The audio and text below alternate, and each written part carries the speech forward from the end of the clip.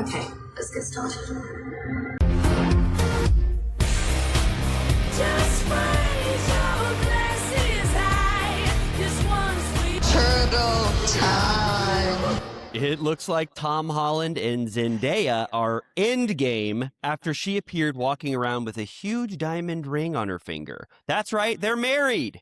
Amy, have you seen this goddamn rock on Zendaya's hand?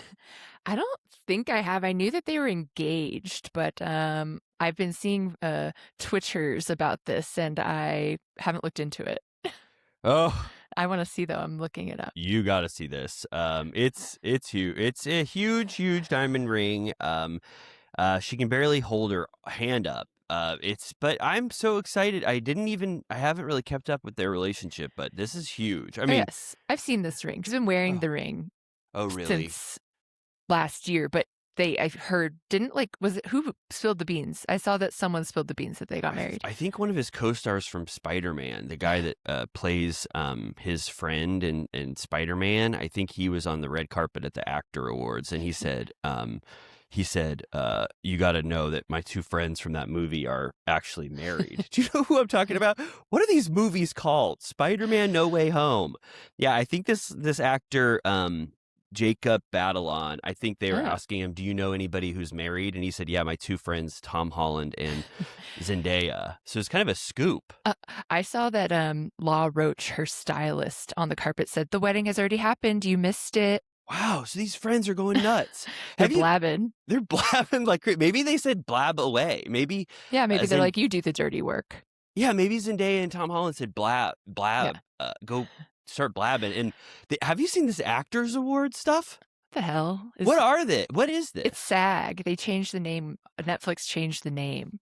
Oh, because SAG is sort of like, me, I know SAG. They're like, ew, saggy. Oh, yeah, like SAG. Oh, I loved SAG. Oh, yeah. So now it's just, But it is still the Screen Actor Guild Awards, but they're called the Actor Awards, which is dorky, in my opinion.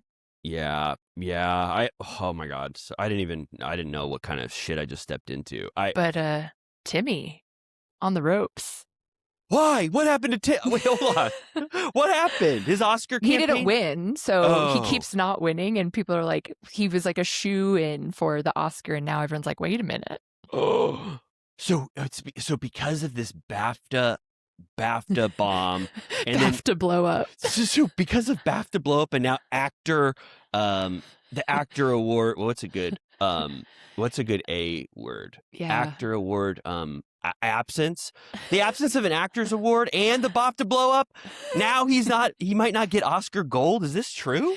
Yeah, I got a newsletter. I subscribed to Richard Lawson's newsletter, the former Vanity Fair writer, and he said the headline in the email is Chalamet might not win this Oscar, huh? So is it true that just Oscars are peeking over their shoulders at their classmates, and if they don't get awarded for other stuff, that they go, ooh, let me scribble out is that what it's like? It's all like peer pressure. I don't know what the Oscar deadline is, like if that's already in or not, but it's like an indicator of what voting bodies are saying. Oh my God. Poor Timmy. Timmy, he did everything. The big blimp and orange and those ping pong balls, which I still have one of those. Like, but you know what we'll say for Timmy heads? He's got a long time of toiling through the muck of films to possibly get another one. Maybe he'll get one when it's a life, like more of like he's 60 and it's like, oh my God, we got to celebrate this career. Damn, he'll be pissed if he has to wait that long. But do you think he wants Oscar gold very bad? Yes, very bad. You know what they say is that they don't mind. He would be the second youngest man to win if he wins. But they don't mind so much giving younger men Oscars, or sorry, opposite. They give young women Oscars. They don't give young men Oscars. Oh my God. What philosophically, what are they trying to say? They're like, we like little girls. We like hot little girls. Oh my God. Holy shit. And they're like, we don't like young men. We like old, like Gary Oldman's. Oh, Gary my God. Oldman's. Oh my God, Gary Oldman. They've been waiting. Oh, wow. This is a lot to take in, but I'm so proud of whoever ends up winning Oscar goals. And I think people are saying that one battle after another is basically battling its way to the Oscar gold too, right? It's nothing has deterred its steps towards getting a big treasure chest of gold, right? Yeah, I feel like Sinners still might knock out some of its stuff, but I don't even know. I didn't watch the actor awards because I'm traveling, but I feel like everything is up in the air now. Nothing is guaranteed. They shuffled the deck chairs on the Titanic, or what's the thing where it's not a bad ending result? They shuffled the deck and they're playing with a new deck of cards, and we have no. This is what's horrible is that Turtle Time for the first time have tried to be prognosticators for the Oscars, and this is of course the one that ends up being the most topsy-turvy award season in history. We're fucked. I can't get my hands around this thing. We're fucked. We should lock in our ballots. Like me and you should post on like Patreon or something our official ballots on Friday before the Oscars, and then we'll have to talk about them after. Let's do it. All 10 major awards, you and I lock it in. It's officially locked. We cannot change any results. And let's see how close we are. I'm betting Sinners for Best Picture. Well, that's just a spoiler. Okay, yeah, we'll do the whole thing. But this is what a season. I mean, like Matt Bellany, I've been watching him, and he's pulling his hair out. He's like, I thought I was a prognosticator. He's like, I don't know what the fuck I'm doing. It's crazy. I love when he talks about how he might put money on certain things. I'm like, but now I'm like, it's too risky. Yeah, it's like people are Kalshi and these prize picks and stuff. They don't know what the hell to do. Like it's like, you know what I'm talking about? Those online gambling stuff. They're like Timmy Chalamet. They're like, holy shit, he just went in the dumps. He's now 20%.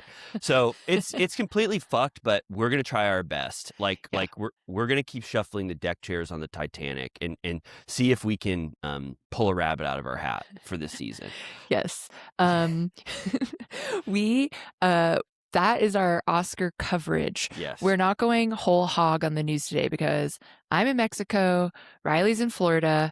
We're reporting live from our vacaciones, and I want to talk about Summer House and nothing more. Yes, you're right. I mean, let's just cut to the goddamn chase and stop doing a bunch of other shit. We can't talk about the news. In our defense, there was no big Bravo news. Nothing happened. The actor awards are the biggest thing, and if you're not part of the actor awards, you're not getting a little lick of coverage. Even Lisa Rinna was trying her best. She was photobombing a bunch of people. They had to escort her out at a certain point because she was photobombing in too many photos. I did see that the paparazzi carried her to her car during the New York blizzard.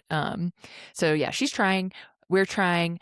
We did watch the Vanderpump reunion part 1, and we have decided that it's really not worth covering part 1 in solo, so we're gonna just cover it together with the second part next week because I'm not trying to be a hater. I just was like, I have nothing to say.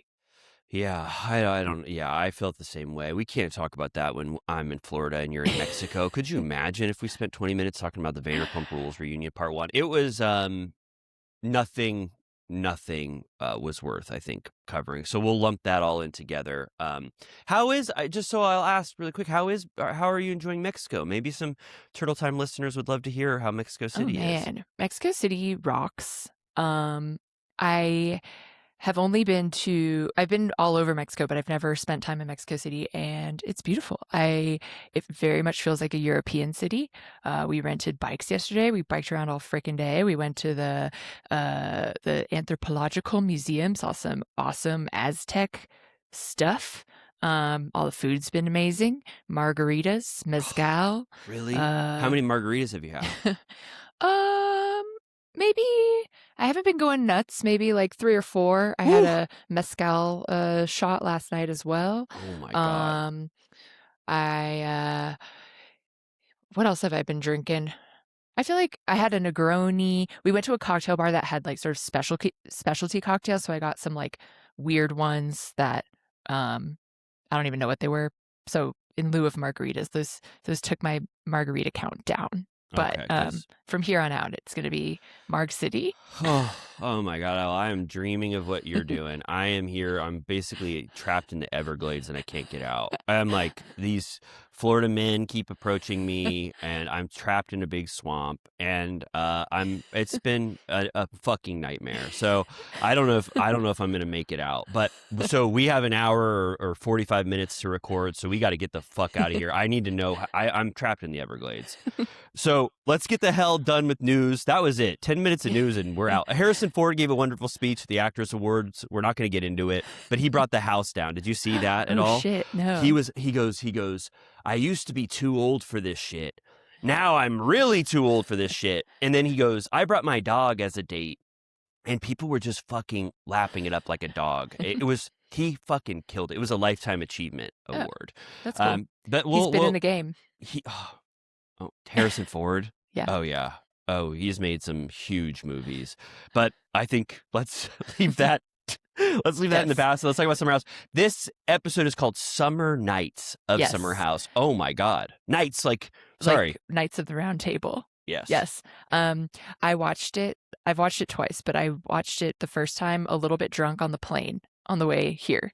And the person next to me literally turned at one point because I was like, oh! I'll remember what moment it is when we go through, but I was like laughing, reacting. Oh my God. Imagine. I would have loved to be sitting next to you on the plane like I have before. That'd be so fun to see what you were doing. Because I think a lot of, there's been like turmoil in Mexico the past couple weeks, and I think a lot of people canceled their travel. There were so many empty seats on our flight. I got my first class upgrade, and Jimmy got one too. No way. And so we got, Jimmy actually ended up, I'm going to give him a shout out publicly. He gave his seat to our friend, the birthday girl. He swapped with her, his upgrade. But I got to get drunk in first class and watch Summer House. That's so, oh my God, the dream. Oh, he pulled a reverse Schwartz, remember? Exactly. At first, I didn't see that he got an upgrade. I thought I just did because I have better status than him. And I sent all my friends the Tom and Katie meme, like the trade me meme. But then he got upgraded too. That's how, I think that's how many empty seats there were that he even got an upgrade. Oh my God. So get to Mexico City, everyone, right now. You Seriously, can really take advantage. Well, that's fun. I think what you were probably reacting to was when Jesse and Wes were in that joust and you didn't know who was going to win or lose. They played it for drama. It was It was crazy. like the last duel. It was crazy. Yeah, it was like the last duel. It was like the final Adam Driver versus Matt Damon. Do you remember? Oh my God, that duel was so Intense. crazy. So we're full Ren Fair. Or what's that called? Renaissance party time. Everything you can imagine that you associate with the Renaissance is happening in this episode. Goats. Amanda's a goat. Yeah. Yes. Like kind of like a what's that Shakespearean Puck. goat? Puck. Oh, is Puck a goat? I thought he was, no? Yeah, Puck has goat legs. Yeah, you're right. So Amanda she's got a goat face, and I think Kyle has goat buttocks, right? He's also dressed as a goat. And then everybody else is wearing the shit that you could imagine. Big puffy shirts. Yeah. I think West was sort of a Knights Templar. Totally. Knights Templar. Carl is chainmail, which some people adopt chainmail later. And then, let's just say it now. You were right. Yeah, let's get it out of the way. You said Ciara has been noticeably absent from these proceedings. What's she going to be? And she is another wonderful, fun costume. A kind of a disgusting bubonic plague rat that had this fur that kind of looked matted. And it was like a nice costume. I was like, she spent some cash on that rental. Totally. Oh, it was nice. This isn't a shitty rat costume from some shitty place. It was a really well done, nice one. And Carl is having the time of his life. This is supposedly his party, so he's really getting that medieval spirit. He's like, Amanda from New Jersey, come down and present yourself. Yeah. You know what I'm talking about. And then Lindsay Hubbard finally comes down. I actually wanted to give credit to Lindsay Hubbard in terms of Ciara wins costume because it's so creative and fun, but I thought that Lindsay looked really cool with her medieval dress and then that cool crown or whatever, and she wants a special introduction from Carl too, kind of, because she's coming down. Yes. And she goes, bow to me, my liege, or something, medieval talk. Yeah, he does it right away, and he's like, oh yes, and he goes, well done, and they have a laugh, and I'm like, great moment, let's just celebrate it, and then they cut to his confessional. Of course, it's jolly. He's going, Yeah. like, we're friends again. Let's fucking go. Like, look at the smile on my face. And then she's like, the last thing I care about is Carl. I don't want to deal with his ass. And it's like, why? Just fucking be nice. Like, stop. Yeah, and I noticed sort of a twinkle in her eye when she was saying that. It's she's protesting too much, but now it's like it's happening so much that even Shakespeare would be like, I think thou dost even protest too much for me, because she's the one who instigated. She could have given him the coldest shoulder of all time, walked down and been like, no need for an introduction for me, Carl. Like, I'm getting the hell out of here. But she had a wonderful moment with him, a cute moment, and that laugh she gives when he bows to her was so sweet. I'm like, you don't need to say this anymore. You're a certified cackle. She cackled, and so it's like, you don't need to say stuff like that anymore. I know. I'm like, I've had enough. Like, we've moved past this. You don't have to every clip for it to be a negative sentence. Yeah, but I swear there's this twinkle where when she says this stuff, even she doesn't believe it anymore. She's like, I want to talk to this guy, Carl. Ciara comes out and it's doing the like kind of a cool edit where she's walking around the room, like peeking through like stuff, like she's under the kitchen table and peeking out from a wall. Yeah, there's a lot of moments of her like twerking and like crawling around and getting down. At one point, she has like her little hooves, her little rat feet in the pool. She's having fun with it. I'm like, this whole episode will revolve around, how the men potentially objectify her and like she wants to be seen for who she really is. And I'm like, her costumes are her shining jewel in her crown. Yeah. You're right. Yeah, they're so. Yeah, she's known for these fun, outrageous costumes. So I will definitely get to that of how she gets very, very upset later about sort of this. It is kind of like the Last Duel, in a way. The little Rashomon. I feel like Lindsay is one of the perspectives, like spreading misinformation. Absolutely. She's like Ben Affleck, where you're like, what the hell is she doing here? Why is she relaying advice? Remember Ben Affleck? He had blonde hair. He was a party pig. Yeah, it was total party pig. He was like, shut the door. I'm going to have wine pretty soon. You're like, oh my God, what the hell's going to happen? It's like, he's like, leave me with this woman. I'm going to drink wine and maybe make love to her. Remember when the Rip press run was going on? It was like Matt Damon and Ben Affleck are back together. It's been since Good Will Hunting. It's like, excuse me. I watched The Last Duel. They're like jumping around in a bed. They never together. Stopped. Yeah, they love each other. I still haven't watched The Rip. Oh, maybe I'll watch it here. There's a TV with a Netflix button. Oh yeah, maybe turn on the Rip. I gotta say, I think the first Lord of the Rings reference is ever made in Summer House history. I clock these things. Bailey says, "Do I look like I'm a character in Lord of the Rings?" And Ben goes, "Even better."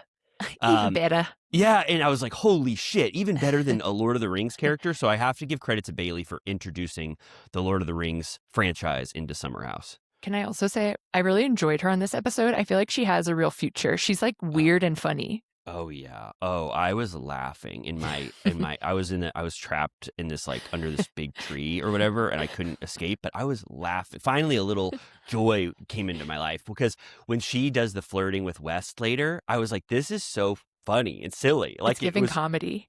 Comedy. I was like, wow. I was like, I'm just pure comedy. And she does a prank later, and I was like, that's the Summer House spirit.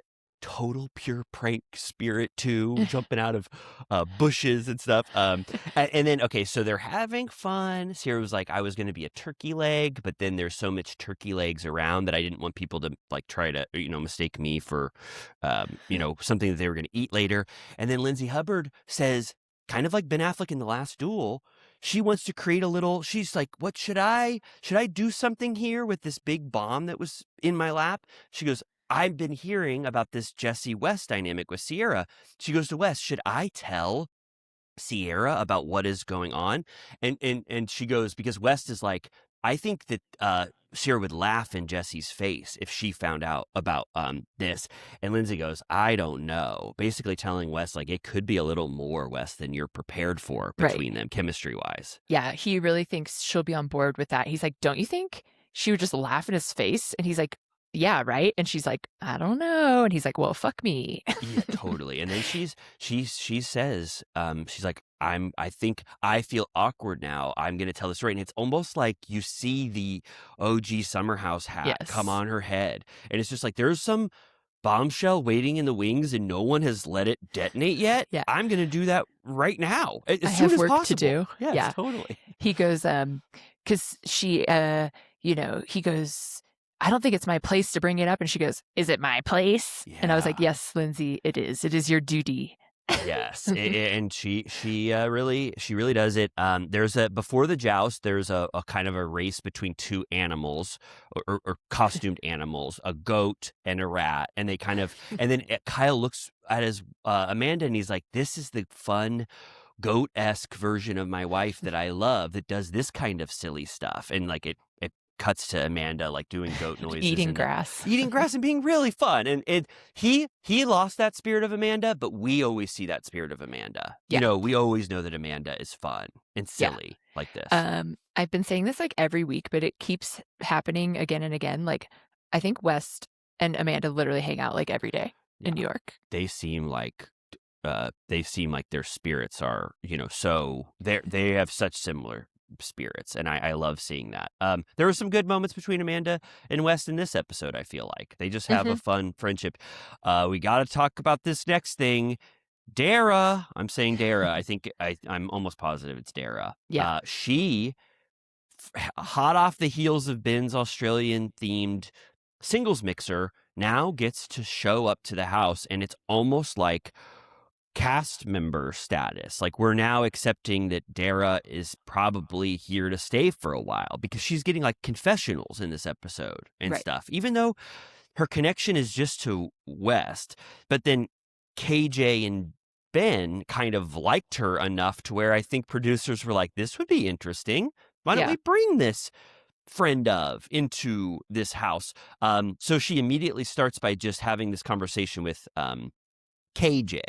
Right at the table a little later, because she's like, we met at the singles mixer. Yeah, he forgot, but they have some good moments, and so there's sort of dueling KJ and Ben for Dara's love. And she says something interesting. She says she dated West for 6 months and that he couldn't, quote, full send it, and she was 30, so she was like, I'm not doing this, and that West is the best guy on earth unless you're falling in love with him, which seems to be consensus. I can agree on the first part, best guy on earth. Can't say anything about the second part, but seems like I think he's really just me going to the mat for West. I don't care.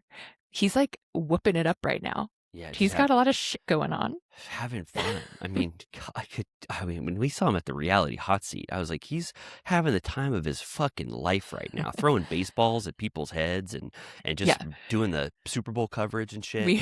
I was like on death's door when I got back from reality hot seat, whatever the fuck. And then I like checked my phone, like he was at the Super Bowl. Then the next day he was in like Miami. Then he's literally in a different city every day and drinking in every city. And I'm like, how are you alive? Like, you're not that much younger than me. Like, what are you doing? No, he has that party spirit that has enveloped him, and it's commendable. It's so commendable.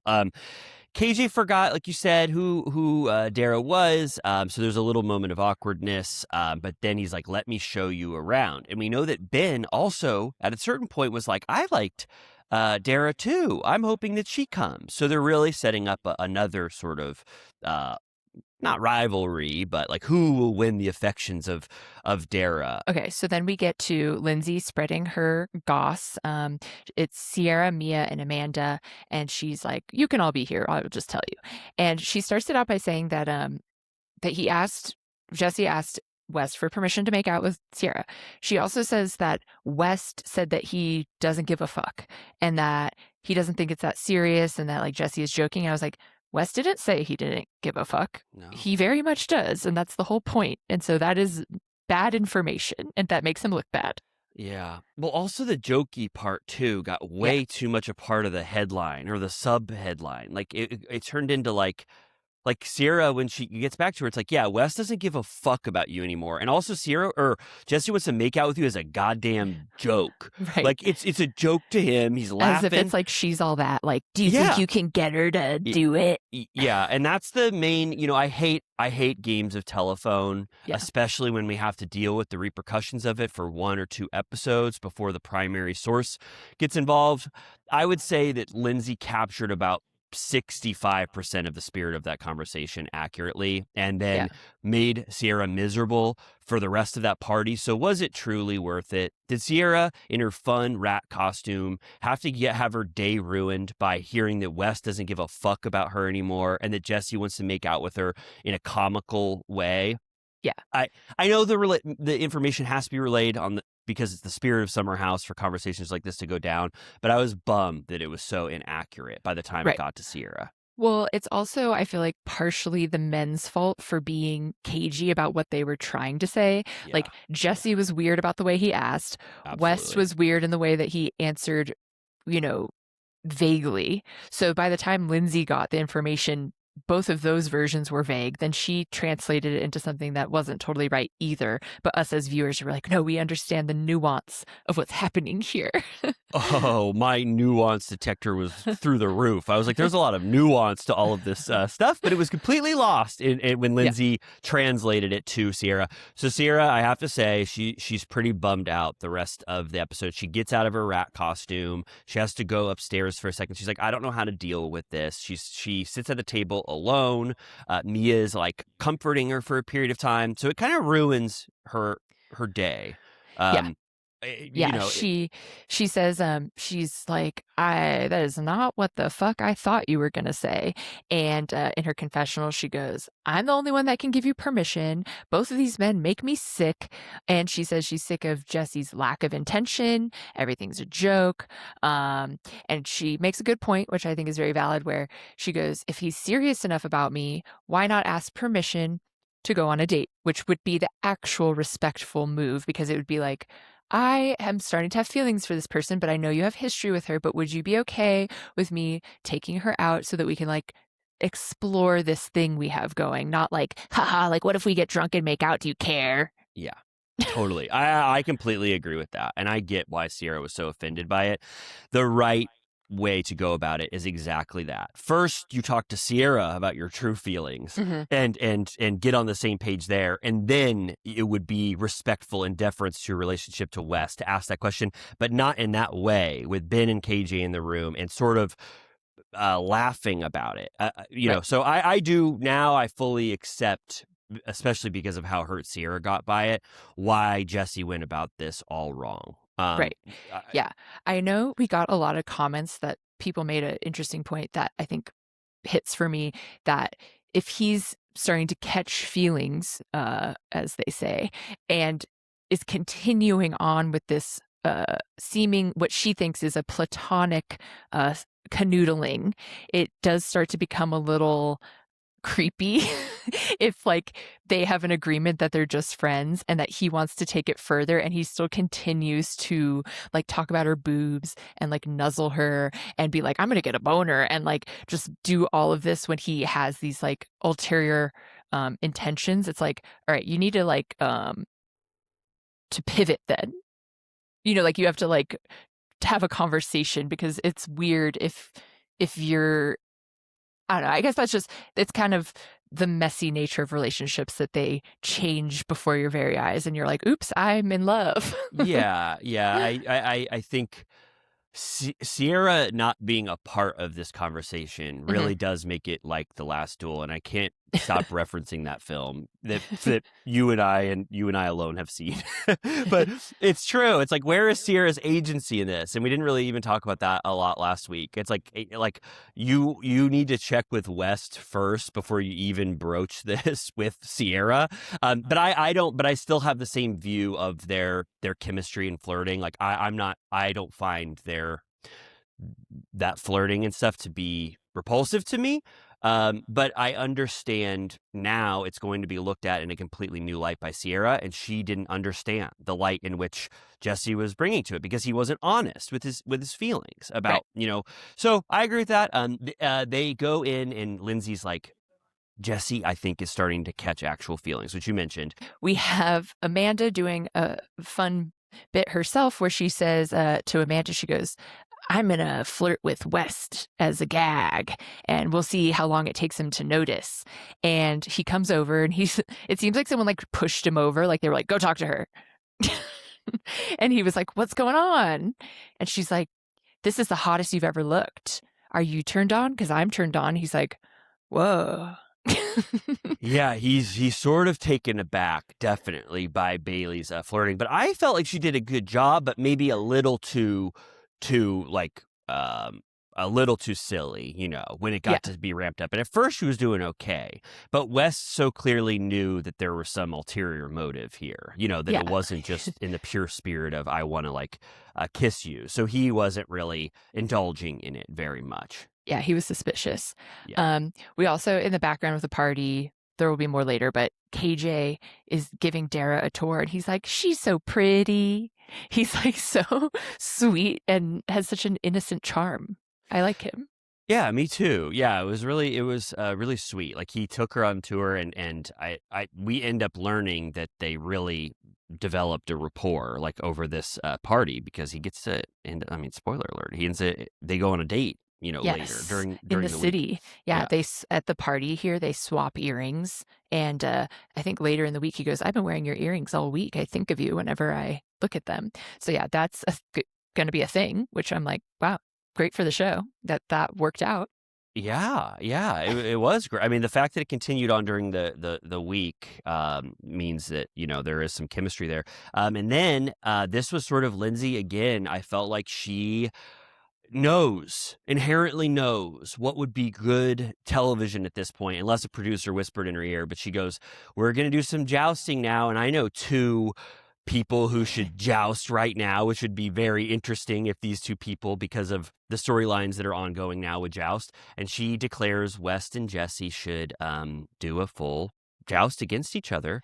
Yes. And they do about 2 or 3 rounds, and it looks exactly like any kind of jousting you've ever seen. A Knight's Tale, a Knight of the Seven Kingdoms. The list goes on and on. You could just keep naming medieval sort of movies for a really long time if you wanted to. Who did you think? No one won, but there was a point where Wes like kind of fell and was slipping around in the mud and stuff. And then at one point he picked Jesse up and then landed. I was like, I wonder who they declared the winner of that. Right. I couldn't really tell. Maybe they both won. Yeah, they were in those little inflatable suits where it looks like you have tiny legs and are riding a horse. And then their swords were sort of limp. At one point, Carl goes, you guys need some Cialis for those swords. Yeah, very silly kind of humor. He should have, I would have gone with a different brand if I know, was it's like Cialis is specific. So they're doing the thing. Then Jesse at the end smooches West, and West goes, he didn't ask for permission. And I was like, is that in reference to Jesse asking for permission from Ciara? And I was like, who at this party knows what you're saying? Like, it was kind of weird, didn't you think? Everyone knows. Like, everyone in the whole party, like the randos? That's the sense that I got. No, I mean, I don't think Wes was speaking for the people who were just coming to the party, but I think that it's so on his mind that he's making light of it. Like, he wants to keep taking shots. I felt like it was taking shots at Jesse, and he wants Jesse to know that it's still on his mind that he committed a cardinal sin. Yeah, it seems like there was more there than we know, because when they're going to joust, Jesse goes, you're going to fucking kill me. Like, as if he knows, like, you're mad at me right now. I think, I think that Jesse must know that it has gotten out in a way that only things can get out in this kind of environment on a reality show or even in a shared house, that this is now he's paying, for what he did, and that everyone is in on it, and that Ciara potentially knows, because he loses sight of her at some point in this party, and he's like, I haven't talked to Ciara in hours. So he must know that the word is getting around. But maybe they edited it out to make it look like he doesn't understand what's going on until a certain point. Yeah, I felt like this part was a little Frankenstein, that they kind of, it seemed like they implied that the West saying that and the joust made Ciara cry and that she fled the scene. And I was like, I think that was at a completely different time. Yeah. I think you're right. But she does get upset. There's some horn blowing. Kyle's trying to blow a big horn, which is very reminiscent of Renaissance type stuff. I mean, if any film I've seen, like Knight's Tale, they're always blowing a big horn at the end of it, right? I mean, pretty much. Yeah, they're really letting it rip. At one point, Amanda takes it and she's doing a full like Dizzy Gillespie. She has her cheeks are out. She's like, check this out. I can let it rip for a minute at a time. Oh my God. It totally reminded me of Dizzy Gillespie. It is so true. Oh my God. Yeah. At a certain point, I was like, is Dizzy here with us? Because she was totally blowing on that horn. And then Ciara and Mia go in the room and Ciara is still upset. And she feels... obviously, we know from Ciara's arc on Summer House that she is tired of being burned by certain guys, and definitely the Austin one plays into it. And then West happened again. I mean, I remember 2 seasons ago I was dealing with this, and she says she is so tired. She feels like certain men just want to experience her and don't treat her like someone that actually wants to date and get married and have a family, and doesn't treat her respectfully. They just want to have, I mean, to put it frankly, just have sex with her and then maybe never talk to her again. She's like, if you knew me as a friend and you knew me, you would know that that is not the way that I want to go about things at all. So it really makes her upset. It's like she lost a friend because Jesse was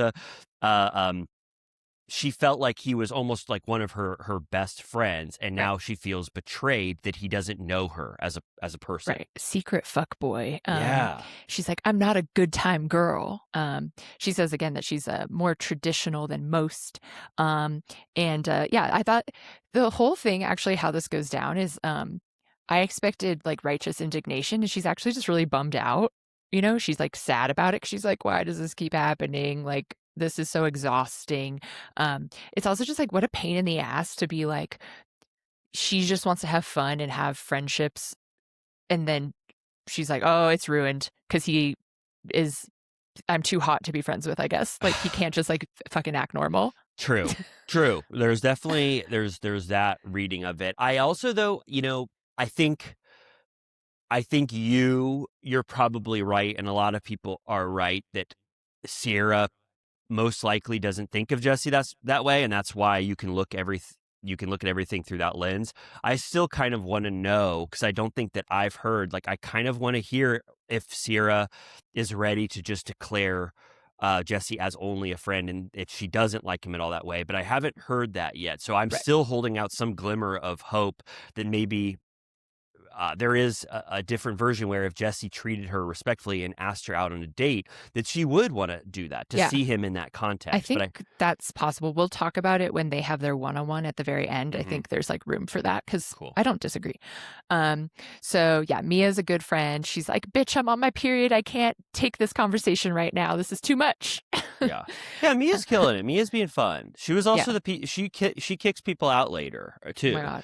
I always think about how sad I would be if I was one of the like 50 normies. I'd be like, I'm not fucking leaving. I know. I already told you. I'd have a straw in my mouth and be underwater, just trying to breathe as long as I could until they went in the house, and then I would start climbing up the what's a trellis? To get into the house and party. I'd be in the production basement. Dara gets to stay, and they don't explain it. It's. I almost wish that West would have been like, I even for the fake pretense of just being like, Dara, you should stay at the house. KJ really likes you or whatever. But they kind of just treat her like she's already a cast member. There's no even ruse to pretend like, here's how you made the transition from a normal person just going to the party to actually being allowed to party with us. Right. But we know, obviously, they're testing her out as a cast member. Sure. I bet West, like, not to get into how the sausage is made, but I bet he just broed her out so hard, and she was like, they were texting or something, and she was like, that's actually something that I think would be really cool for me. And he was like, I'll get you an interview in a second. That's what I imagine it going as well. And then Dara kind of has some Ben time. I'll just say KJ gave the tour, but then now she's she's in the room with Ben, and they're like kind of talking, and I think KJ notices, and he gets a little bummed out because he thought that their flirting was going so well. And then she had about an hour of Ben time. But then she leaves at a certain point. You know, Right. she doesn't stay over. It's not like, hey, you're a new Right. cast member and you're staying over at our house. Right. But I think she does the next week. Right. She does. Yeah. I think that you mean, oh, yeah, right. Well, but the not next this week. weekend. Yes. Yeah. Yeah. And also Bailey calls Levi to be like, Dara cracked Ben. She finally did it. What I could not do. There's I think we can pretty much go to. There's also a moment where one of the bonding moments between Dara and KJ is that they both say they love going to the movies alone. And he goes, let's get a film forum date on the books. And I was like, okay, love that. Oh my God. Oh, I would love that. I would love to see them get that film forum date in the books. That is so fun. Okay, yeah, and then what, next morning? Yes. Turkey legs. A turkey leg covered in flies in the grass. Could you imagine being a fly on the summer house lawn that night? You're going fucking nuts. That's Could how you I want to be imagine? reincarnated. Make me a fly. I want my karma to be so bad that I'm a fly getting turkey leg scraps at the summer house. You're nothing but a fly on the turkey leg of the summer Yeah, but I mean, lawn. that's the one day of your life as a fly where you're like, holy shit, things really Probably worked the out. only day of your life. Plus- I don't think plus- they live long. No, I know. I think it's one day. Oh, I don't kill flies, but every once in a while I have to. If they're it's almost an accident, but I don't like to kill flies. I But know. think about not even flies, but if you and I had those straws and scuba masks in our mouths, or we were like somewhere under the in the bushes or something overnight, you and I would be eating like Renaissance kings and queens that next morning if we rolled out, and we could just start Smorgasbord. Could you imagine what all those turkey legs and stuff that were left out? But unfortunately, for us, they did have to clean up most of those turkey legs. So you and I would probably get found out like pretty quickly if we were eating those on the grass. Like they'd be like, get the hell out of here. You know what I mean? Shoo. Shoo. So they'd have to clean us out. And then Jesse's dressed like a golfer incarnate, and he's getting ready to play 9 holes or He must. 18. If he's wearing that without golf, I am concerned. He's golfing his ass off, presumably, and he's saying goodbye, and he knows, when a friend is mad at you like this. Yeah. He knows Ciara's energy well enough, and he doesn't even get a hug, and she kind of just says bye. She doesn't give him the full like, I'm so mad at you. She gives him a little enough to be like, you're not in my good graces, but she doesn't make him like reel from it. Like, oh my God, I have to correct this immediately. She kind of just like, bye, Jesse, but doesn't give him a hug or anything. Right. She's like, bye-bye, when usually they would like, Yes. be like spooning or something. Totally. And then we get a little stray comment from Carl because Lindsay's leaving in the Kia Avalanche or whatever the hell car they have. And he goes, isn't it crazy that I paid for half of that car and used to own it and now I don't? And KJ's like, that's fucking crazy, dude. Oh my God. I think that's crazy too. Holy So just shit. like they bought it together. They made the payments together, but then she just got to keep it. So everything that he had paid for up until that point didn't benefit him because she gets to keep it. I guess so. But I'm just like, who cares? Like, Carl, give it up. Like I've had to give up much more. He goes, nah, this weekend couldn't have gone better. But Yeah, he just wanted to does, get like, that in. But he should have done one little joyride. Like, don't you Yeah. think he should have spun around that circular driveway a couple times in Lindsay's Yeah, car? like Lindsay, let Carl go get bagels in the Kia. He should have baked in about a year's worth of joy of driving that car in about 10 minutes. Yeah. Scream at the top of his lungs, open the roof thing a bunch of times, blast music that he likes, presumably Drake, go Yes. get bagels, and then spin around in donuts and then come back. At least get a little taste of it, but I don't think he let does that him- at all. Let him have some fun. Never forget that he like paid half of his rent for like a year after they broke up. I'll never forget that. I'll know. I'm already starting to forget. What do I do? I need Never forget. Never forget. I need to keep remembering. New York City this week. Hell yeah. Woo! Get me to the Big Apple ASAP. Speaking of golf, Kyle and Wes go to one of those like digi golf, like virtual golf places. Yeah, that's becoming. We're getting trope territory pretty soon. I know. It was worthless. It was just one of the like Monday, Interstitials, yeah. Tuesday, like whatever. I will say I don't give a shit about golf. Jimmy was surprised. Sorry, West. He goes, oh, West doesn't golf. I really thought he would be better at golfing. He can't be good at every sport. God forbid. He's already good at so many other sports. What the hell? He needs to learn golf now. But Kyle, Jesse, take him. Kyle makes fun of him. Kyle goes, West, what the fuck was that? And it ends on a sour note. I was like, what the hell? Oh, and then KJ and Dara in the city. Bar full-blown date. Full-blown date. I loved this. KJ orders a Guinness and 2 waters. And then Dara kind of, pokes at him a little bit in a possibly fun way. But she goes, ordering a drink before I sit down. This date is completely fucked from the start. And he goes, oh, shit, sorry. No, I wanted to split the G on this Guinness.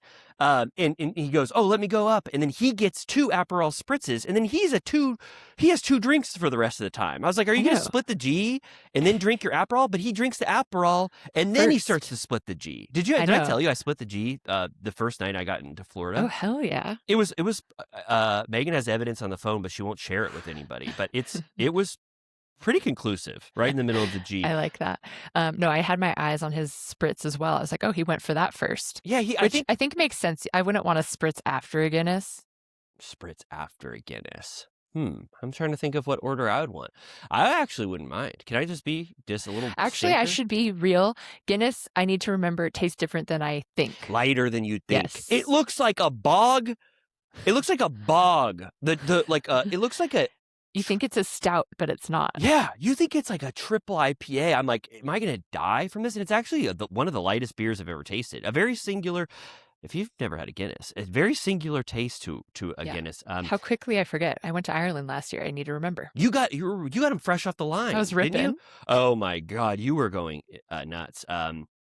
So then KJ goes, he really has his heart on his damn sleeve. He's like, you and I had fun and I really liked you. But then I saw you talking to Ben and that made me very sad. Do you like Ben? And she goes, are you fucking kidding? No, me and Ben had no chemistry at all. I was having chemistry with you. I really liked you. And he's like, perfect. That's exactly what I like. He was like, everybody likes Ben. He's a male model. Yeah. And she's like, aren't you a male model? And he's like, yeah, but I'm just the baby of the group. And it's like, own your power. Yeah. She's like, I like KJ. So he kind of, I think. Sorry, Ben. Yeah. She conclusively states, like, there was no chemistry with me and Ben. She likes KJ. And when she comes back to the house, like, they're going to, or they talk about the date and everything with Ben.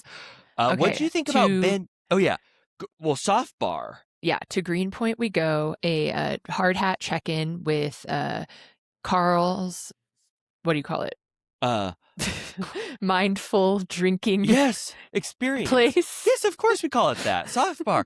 I was surprised that it was Ben who had to have this scene. I know. I was like I guess he's like, I'll do whatever. Yeah, but Wes wasn't available, and then of course Kyle would have been the best, but he wants to talk shit a little bit about Kyle, so it couldn't be Kyle. So then they had to like go down the call sheet. No offense to Ben, but obviously they were like, who makes sense to see Carl's journey and also talk to him about Kyle, and they chose Ben, but it doesn't matter because Ben is loving the experience.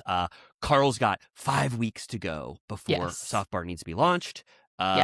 He's really doing a lot of work to this place.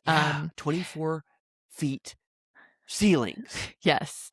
He also, I think at one point said that his lease was $10K, which I felt was cheap, and I'm like, maybe, that seemed like a bargain to me for how big it is, but what do I know? And so he gets into the nitty gritty about how they're talking about investors. He says a lot of non-alc brands invested, and a lot of other friends, including Jesse, invested. And Ben goes, did Kyle get in on the action? He goes, no, he didn't. He has so much going on with Loverboy. But then in his confessional, he goes, Carl says that he invested $15K to Loverboy in 2019, even though he didn't have much money back then, but he believed in his mission so much, and he is disappointed that he didn't get anything in return. And I'm like, I know Kyle is like fucked, like his company is fucked right now, but I'm like, you couldn't give brother $10K. I'm like, how much do you make on the Summer House season every year? No, seriously. Yeah, he probably got paid $10K for that golf scene with him and Wes. Seriously. Like, give Carl the piper, bitch. Doesn't Loverboy have a non-out? Pay the goddamn piper, bitch. Doesn't Kyle have a not like at least donate in spirit? Like do some branding or whatever that benefits Soft Bar where you have Loverboy stocked for free or something like that. Right. There's so many ways in which Loverboy can intersect with Soft Bar. So it's setting the seeds for a story in which Kyle doesn't reciprocate. Another L for Kyle. Not what he needs. But Kyle's going through it. He's pulling his hair out. He's got what's he doing? What's going on? Remember, he's not taking a salary at Loverboy. He doesn't know what the hell is going on. I've got a little more going on. We need a button for that. Can we just have it ready? That's the first sound. That's the first sound we should implement. I don't know why can't we do that like everyone else? Can we just figure that They're out? so hard on the Riverside board. All I have is Lisa Raps. Should I play it? All I have is Lisa Raps. We've never played it on Turtle Time. I gotta play it. Here. Hold on. You're little I gave you a pass, but now Mr. Taylor's gonna kick your ass. I don't know why. How hard was that? It's not. Yeah, it's so hard. I feel like I'm Ethan Hunt in Mission Impossible trying to get those things off. That's something we deploy on Patreon if you want a little taste of the paywall. Yeah, twice we've deployed that, but we have a soundboard for sure. Okay, back to the Hamptons, right? Yes. The boys' mobile, KJ reveals that he went on the date with Dara, and he's like, we had some drinks, we were buzzing, and he revealed, what did you think about this? After their date, they saw Tyler, the Creator, and kissed. I said, what a fun date. My God, they were having fun. Buzzing. They were drunk or, bordering on drunk. Concert. Kissing, and Ben goes, "I'm happy for you, mate," in an Australian I'm accent. over the moon for you. Yeah, he says exactly that in an Australian accent. He goes, "I'm over the moon for you, pal." And then KJ goes, "I didn't know why they didn't show this scene. Why we couldn't get a little glimpse of this." But KJ goes, "I also met with Ciara, and she's very upset, Jesse, with you." And Jesse goes, "I knew." Not very upset, but upset a little bit about the comment. And Jesse's like, "I knew it. I texted her over the week and she didn't text me back. So I know." Did you like that KJ's like, word got back to her about what you said to West, and West goes, "'Cause of Lindsay." Yeah, he does not want to be implicated in this at all. Like, he was not talking shit about it at all. And then Jesse's like, "I've got some damage control to do." It's raining. I know I've seen rain in my life. Oh my God, don't get me started. It's raining like fucking cats and dogs here in Florida, but rain at the summer house like this, it's pouring down. And Bailey and Levi's back. Yes. Right? Where's she been? I don't know. I mean, I guess she's just sort of a friend of, so. I know, but you don't take a weekend off. You'd have to pry me from my cold, gripped fingers off the door. Like, you don't miss the second weekend unless the craziest thing in the world is going on when you're a friend of. Maybe she's swapping in because during the Ben and Carl conversation, Carl was like, "I need to focus on soft bar. I won't be coming next weekend." Right. Oh my God. Yeah. he told us very explicitly where he'll be. So it's pouring rain, and Bailey and Levi have funny. This is prank humor 101. This is what anyone would want to do. Good, innocent fun. It's just pure fun. It's like not like Jackass or like Impractical Jokers. Like, no, this is just fun. Like America's Funniest Home Videos. Yeah. Just a silly prank. I didn't understand why they had to get dropped off across the street. They had to like run across the highway with all their shit, but they're wearing basically, it's like a potted plant ghillie suit. Mm-hmm. Also sort of like the Bad Bunny human grass dancers. Oh my God, I didn't even think of that. Oh, it's it was just like a little fake topiary. So Amanda and that car pulls up. She's screaming, running through the pouring rain to come in. They get her good. Amanda was so shocked. So they're plants. They scream. Amanda was screaming already, and then she has to scream more. I felt like, just to get it out of the way, their scream to unsatisfied. Their scream ratio from screaming, being scared, to not at all phased. I think they got 80%, 8 out of 10. Almost everyone was scared as shit when they came in. They get Kyle scared as hell, right? Yeah. He's screaming at the top of his lungs. I've never seen him scared like that. You know what I mean? Yeah, he fell for it. Then Ciara gets out of the car. She completely eats shit, throws her iPad into the muck. I was like, oh my God. Megan was like, I think she fell on her face. Like, it looked like she almost like... It was a bad one. It was so bad. And then she's too hurt to get scared. So she doesn't get scared by that at all. But then... I think this is when I reacted when she fell. When I was on the plane, I was like, oh! You're probably right. It was a really bad fall. I've slipped in the rain before, multiple It's times. horrible. It's so horrible. You don't expect it. Like your legs just shoot out from you. And then she's not scared. But then Bailey does something very funny. Give Bailey more points on the comedy scale. She says, yeah, Levi didn't come with me. Levi's not here or whatever. And I was like, that's so funny. I was like, oh my God, you're a prank. They were like, you're a freak. You're just doing this by yourself. Yeah, you have a real pranker spirit, just solo pranking. And then they go in the room and Levi gets to scare him, which was kind of funny. A second scare. And then Kyle's so in on it. He goes, the other people are coming. KJ and Jesse, get back to your pranker stations. You need to prank the shit out of them too. So it keeps going for everyone. Yes.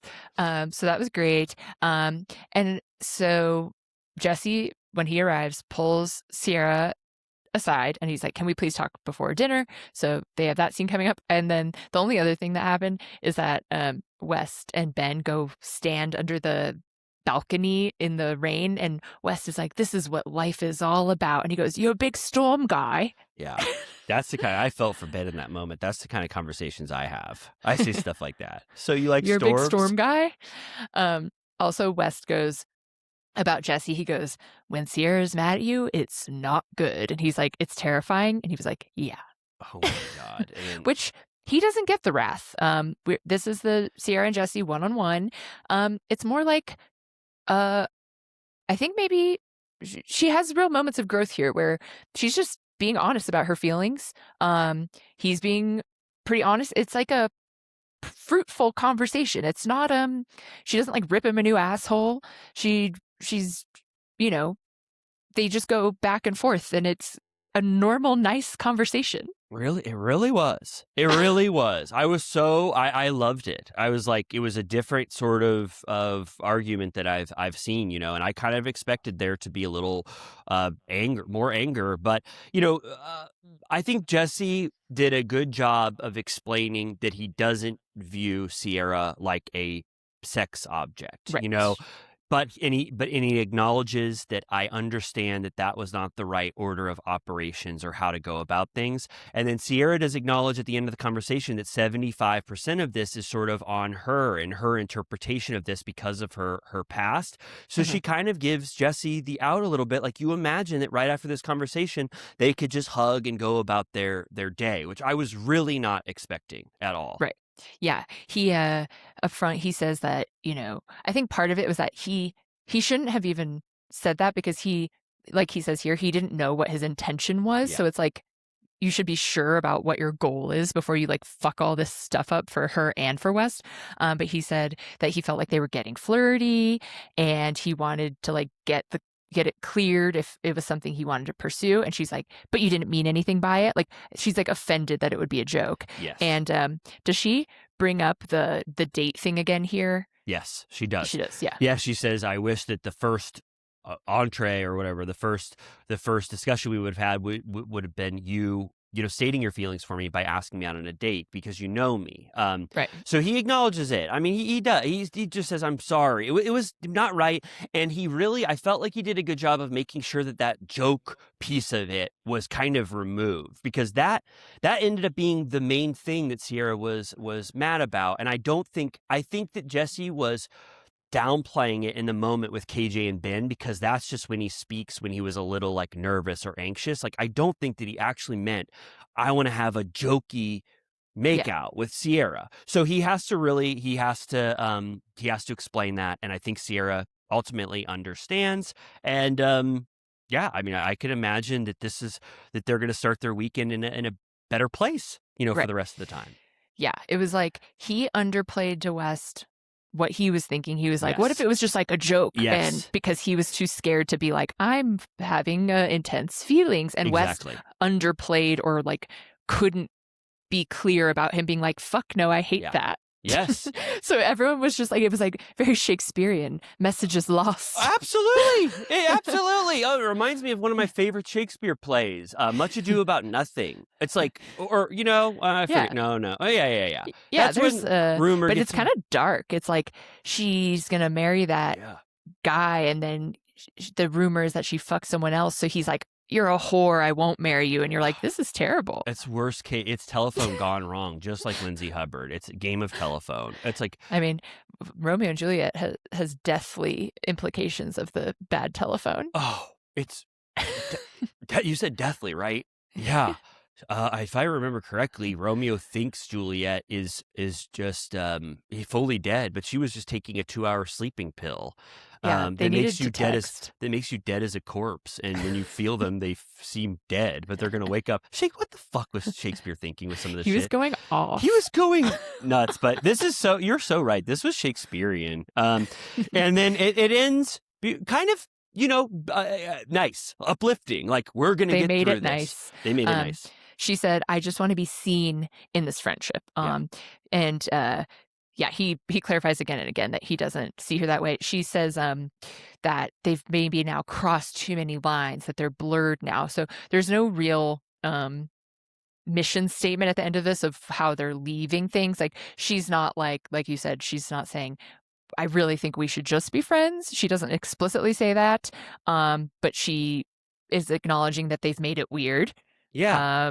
So we'll just have to wait and see.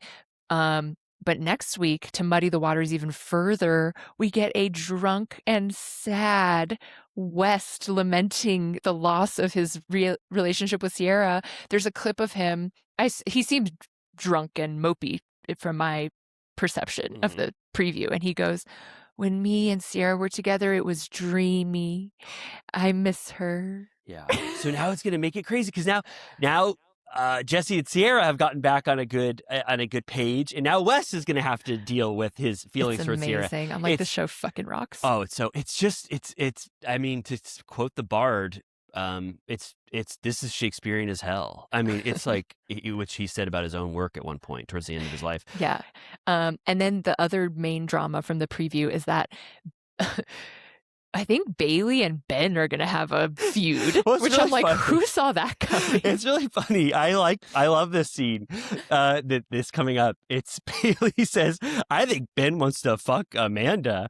And Ben is not the kind of person, he's bashful and he doesn't like talking about, I think, like sex or dating or whatever. So he kind of is just like, I don't like jokes like that. He gets really. He goes, how dare you say I want to shag my mate's betrothed. Yeah. And it's kind of funny. It's like that's Bailey's irreverent humor that we've come to expect. She's a pranker in spirit. Yeah. She's puckish in a way. Yeah. She goes, what are you taling about? Everyone talks about Amanda like that. You always joke like that. And he's like very offended. Could you imagine? I want to see Kyle's face when he hears that. Like, I think Kyle doesn't even care. He's like, yeah, whatever. Well, we'll see. I don't know. But Ben, is going to chastise Bailey for making that type of humor at the table. So that looks funny. And then, yes. Well, I can't wait to see that. And then the West conversation, drunk about yeah. Ciara. So, whoo! I mean, oh my gosh. By the way, when I was just saying betrothed or Mrs., that Maggie Gyllenhaal Bride of Frankenstein movie, of course, The Bride. All the signs here say Novia. Really? What is It's like wife. Oh, really? Oh my God! Holy shit! I would have been like flummoxed. I would have been like, "What the hell is it talking about?" But it shows also it shows Jessie Buckley too, right? So it's easy to imagine that that's the translation. All right, definitely. So I wouldn't be that confused for too long. Yeah, you figured out. But let's give. Oh, sorry. What were you gonna say? You said. I was just gonna say another great episode of Summer House. Oh yeah. Not that I'm surprised. Every week it's better than last. When's the last time we go? This episode wasn't that great. Never. No, never. No, I'll never say that. You'll never hear me saying that unless it's absolute dog shit. But this was so fun. Wonderful episode. I love the new cast members. And I love when the new cast members just feel like they are a part of this shared house. Like this is the spirit of it. There should be some new people that are just roaming around, not knowing what the hell is going on. As long as they're not annoying. Or like not fun to watch, but all of these new cast members are fun. All 4 of them. Yeah, they're already better than a lot of the one season wonders. Like remember Emerald? No offense, but like, no offense. But, oh my God, what the hell? That's the exact opposite of what I'm talking about right now. Yeah, no, seriously. So Summer House, congrats, and we know everybody's living the Summer House. It's become a top tier Bravo show. Everybody loves it. We're happy to talk about it, and I'm going to give everybody a break. We're not going to say shit at the end of this episode. No, review us, please. Please review us on podcasts, Spotify comments, all that kind of shit, but you don't have to sign up for Patreon this week. We love you so much. Our Villa Rosa VIPs, you're the shining stars in the sky. We love you so much. I look at every single comment that Villa Rosa VIPs write to us, and I cherish them and love them for the rest of my life. If you want to join that experience, you can, but Amy and I have to get the fuck out of here. We gotta go. I've got margs to drink. Yeah, and I've got the Everglades to get out of. So goodbye. Good luck. Bye.